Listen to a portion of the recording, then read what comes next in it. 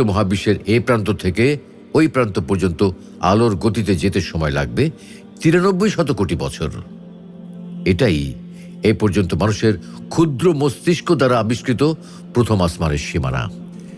এই পর্যন্ত আসার মূল কারণ ছিল মহাবিশ্বের বিভিন্ন অবজেক্টকে আমরা ছবিতে যেমন দেখতে পাই, তার ক্ষুদ্র অংশই যে কত বিশাল এবং অকল্পনীয় দূরত্বের তার ধারণা দেওয়ার জন্যই মূল বিষয় থেকে মূলত আমাদের এতদূর আসা।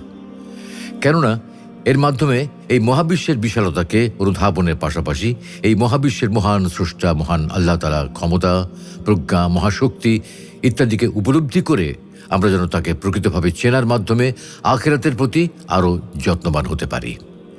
হ্যাঁ, তো যা বলছিলাম, আমরা জেনেছি অরিয়ন আর্মের সবচেয়ে কাছের বাহু কারিনা সেগিটেরিয়াস আর্মে ইগল নেবুলা এবং ক্রিয়েশন অফ পিলারের অবস্থান হলেও তা কিন্তু মূলত ৭,০০০ আলোকবর্ষের মতো অকল্পনীয় দূরত্বে